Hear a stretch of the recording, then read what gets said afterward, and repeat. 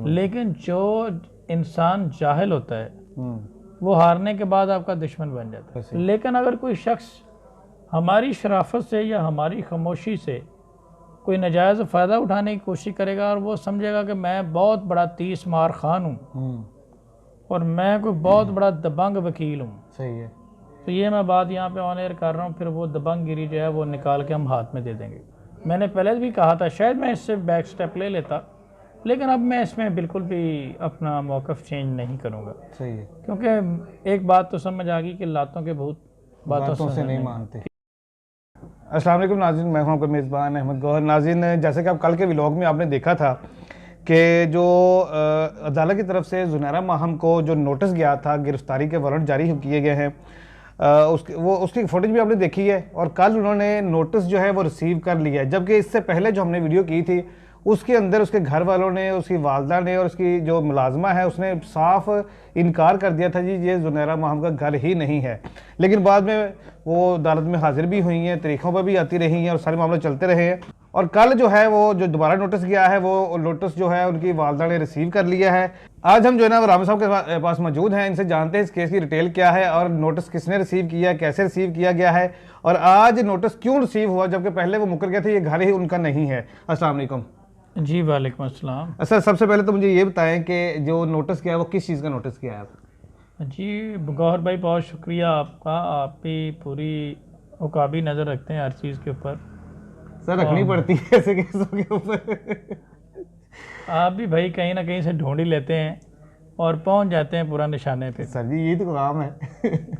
चलें, बहुत शुक्रिया। इसमें अहमद भाई देखें, जिस तरह से आप जानते हैं कि इस यूट्यूबर ने पिछले कोई काफ़ी अरसे से 7 महीने से सिर्फ मेरा ही नहीं बल्कि पूरी कौम का दिल दुखाया है। सही है, सही है। और हर उस शख्स का दिल दुखाया है जो बहन बेटियों वाला है, जिसके घर में बेटियां हैं, और वालदैन का एक मजाक उड़ाया है। बिल्कुल ऐसे ही। ठीक है।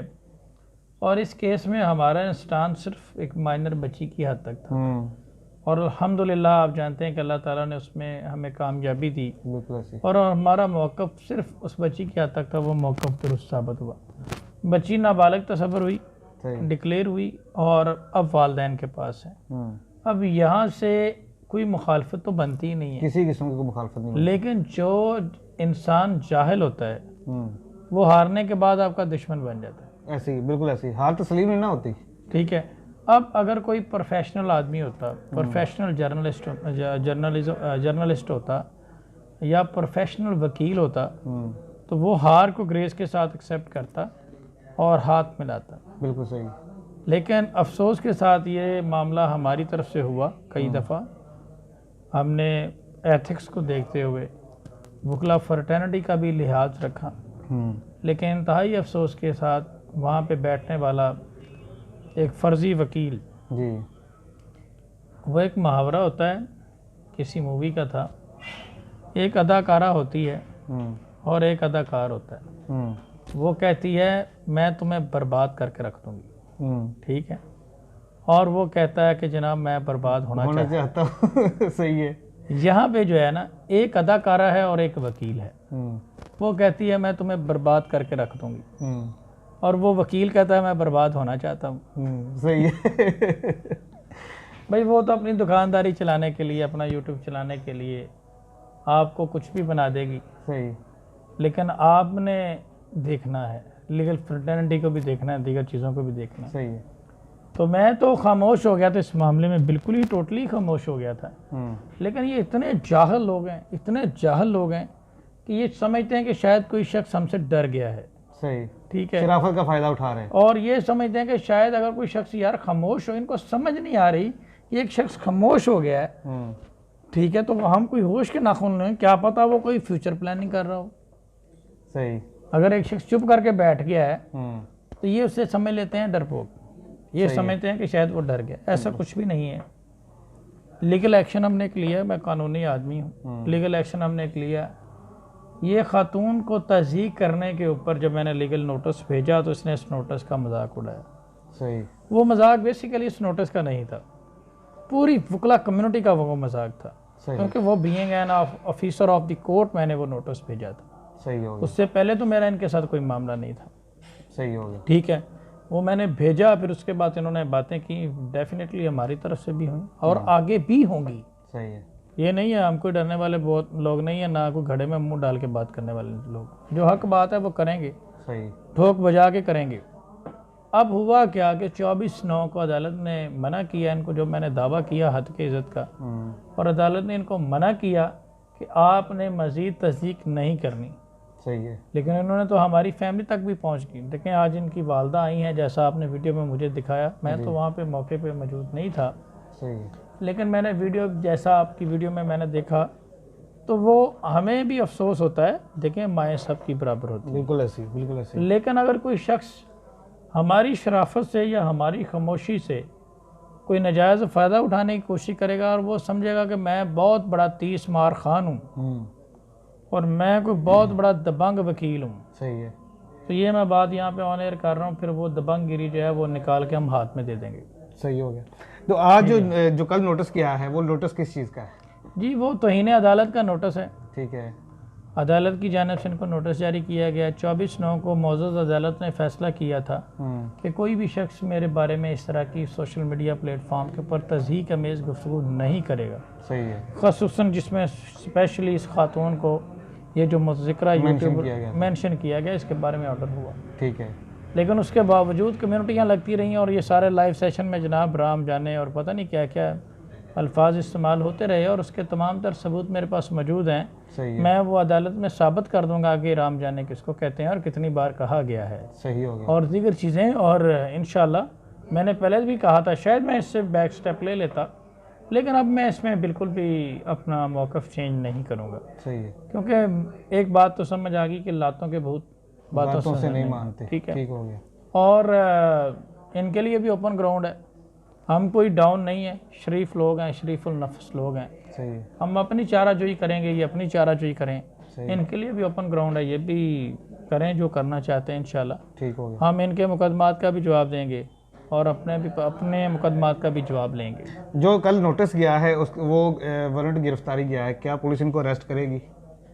देखें अगर ये कोर्ट में पेश नहीं होते, कंटेम्प्ट ऑफ कोर्ट का नोटिस है, ठीक है, तौहीन अदालत का नोटिस है, ठीक है, तो ये कोई सिंध हाई कोर्ट तो है नहीं, ना ये जिब्रान नासिर है जो अखबार में इश्तिहार करवा के चुप करके बैठ जाएगा। ये फयाज रामे में जो बात की है पूरी करूँगा इंशाल्लाह। अगर पेश नहीं होती उनका वकील या वो पेश नहीं होती तो डेफिनेटली बेलेबल या नॉन बेलेबल वारंट निकलेंगे और इस खातून को अरेस्ट करके लेकर आएंगे।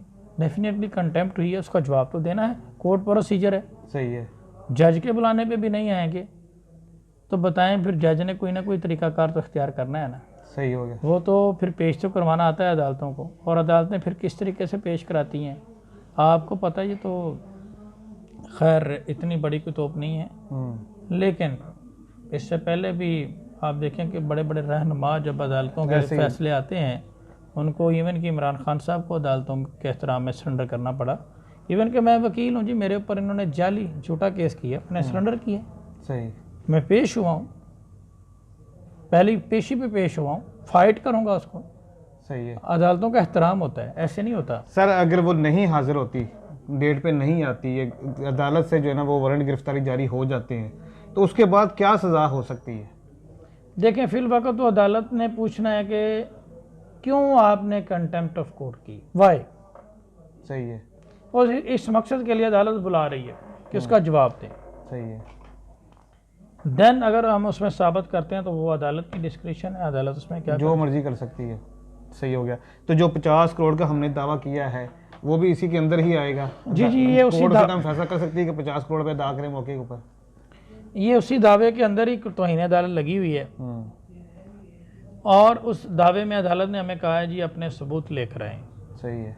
कि किस तरह से आपकी तस्दीक की गई है और किस तरह से आप 50 करोड़ रुपए का हर जाना जो है वो क्लेम करते हैं और किस तरह से आप उसके हकदार हैं। सही है। तो वो अदालत में हम तमाम तर एविडेंस पेश करेंगे इंशाल्लाह, और डेफिनेटली उसमें मामला जो भी अदालत की डिस्क्रिशन है, अदालत की सवाबदीद है, वो 50 करोड़ की बजाय 10 करोड़ कर दे, लाख कर दे, 50,000 कर दे, 10 लाख कर दे, वो उनकी मर्ज़ी है।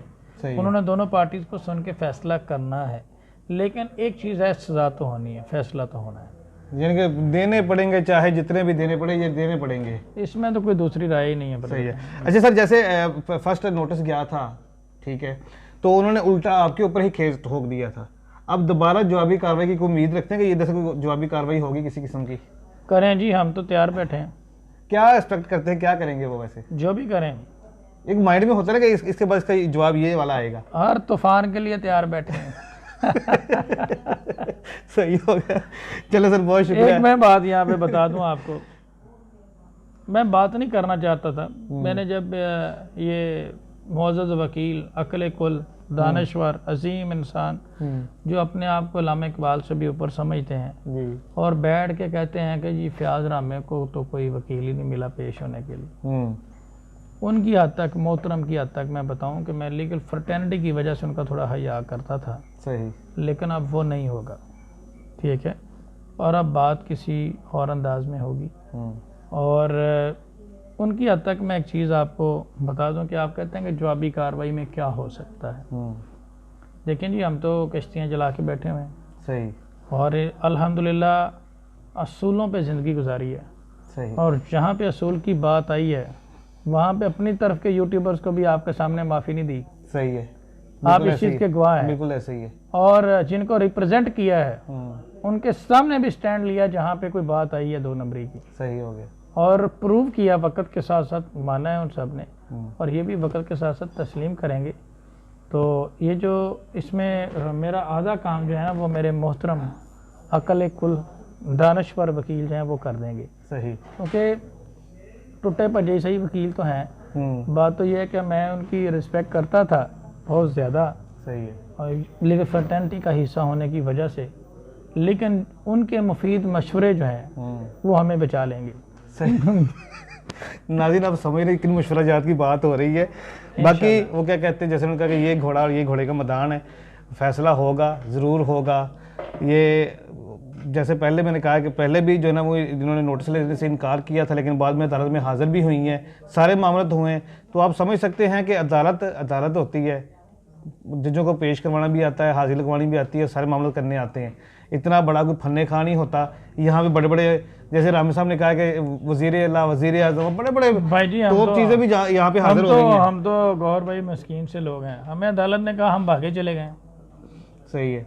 हमने तो जाके नहीं कहा जी असी डाउन, असी अदालत च नहीं आना। तो उन्हें फिर जज ने कहा अदालत ਤੁਹਾਡੇ ਪਿਓ ਦੀ है। बस सीधी सी बात है, कानून से ताकतवर तो कोई भी नहीं है ना, ठीक है ना। ये तो खुला खुला चैलेंज है कानून को कि भाई मैं नहीं आ सकता। सर ये हमें चैलेंज नहीं है, ये इदारों को चैलेंज है। और ये लोग हैप्चुअल ऑफेंडर हैं। इन्होंने सिंध हाई कोर्ट की भी तस्दीक की, जिसमें कंटेम्प्ट ऑफ कोर्ट के नोटिस जारी हुए हैं। बिल्कुल सही। तो इंशाल्लाह ये इनको इस बात का जवाब देना पड़ेगा और कानूनी तौर पे इनको जवाब देना पड़ेगा। और वहाँ पे जो सोशल मीडिया की जो यूट्यूब के लाइव सेशन है वो नहीं चलने हैं। सही। ठीक है, काटें जितने मर्जी क्लिप काट के रखें। सही हो गया। हमने भी रखे हुए हैं। चलें, बस जितना पैसा यूट्यूब से कमाया वो सारा इकट्ठा कर ले, इंशाल्लाह देने की बारी आने वाली है। जी नाज़रीन, अभी आपने रामी साहब की गुफ्तगू सुनी है, फैसला क्या होगा ये भी इंशाल्लाह नेक्स्ट वीडियो में दिखाएंगे आपको। इसी के साथ इजाज़त दीजिए, अल्लाह के बाद।